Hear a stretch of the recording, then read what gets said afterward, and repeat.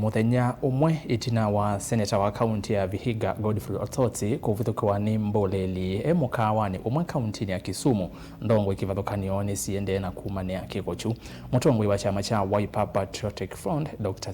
Kalonzo Musyoka Aitongoesya Ndongoesya Ulei Kumuthokea Seneta Osotsi Sivitalini wa Kaundini ya Ilovi Niwakulya Manamuvithukiie Seneta Kwikiwa na mituki undu vatonyeka na kuvikwa kotini Aikonan'ya Mbulili isu na mwandiki munene wa muvea wa usesei wa nthini Dr. Omolo vala wa munenga muvaka Muthenyani wa uni kutia wia na ukunikili Uitwaiiw'a kwa umelu. Ndeto cia Kalonzo ni cia kwatwa mbau ni Mutongoi wa chama cha DCP Rigathi Gachagua aiwetakana Mbulili isu ina Muvithukiie Osotsi cietumika maunduni ma uteti na ciithitwe itumika kuvalania mbumbano cia Ulei isioni Kivathukanio mwaka mweu nukulivote.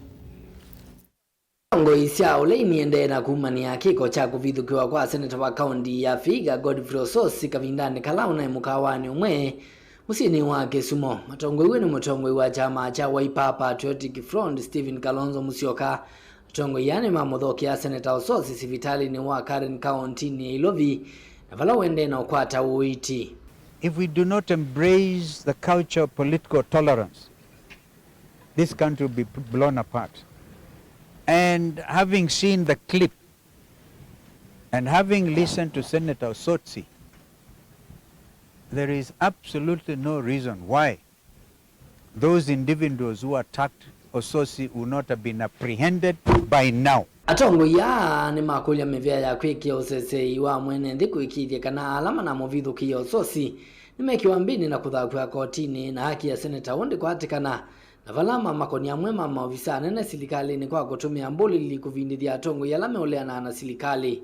Raymond Omolo's name is plainly placed before Kenyans. These are his goons. These are his goons. All right? These are his own goons.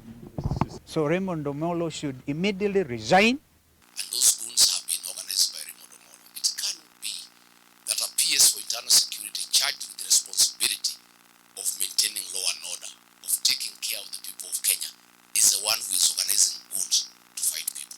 So we are demanding that justice be done for Osotsi. Let these people be arrested. Let them tell us who sent them to assault or attempt to kill Senator Osotsi. Amwema Aitongoesya ikundi alinda mwananchi ni maweta Kiko kii takivangiwe kumavindithia ine mathitikila Musyoka na Itina kana kukwata mbau silikali ya President William Ruto mithingilila kana katiba kanthi yake na nikanenganite uthasio wa kila mundu kunengane muungamo wake wa kiuteti atekulasimithwa. We stand solidly behind our brother Senator Osotsi in pursuit of his political dream. On behalf of the people of Western Region, we extend our sincere wishes for speed and full recovery to Senator Osotsi. Honorable Osotsi is a member of Linda Mwananchi group where I am a member, and indeed during the torture they kept on asking him, why are you opposing President Ruto? Why are you not saying 2 terms? Why have you stuck on 1 term? It's not a crime to take a different political position, and that, as we clearly said yesterday, as Linda Mwananchi, we're not going to be coward, we're not going to be intimidated, we will continue to champion the interests of the people of Kenya. Ilivotia vilingi wa mavoni tawa mwaka mweu.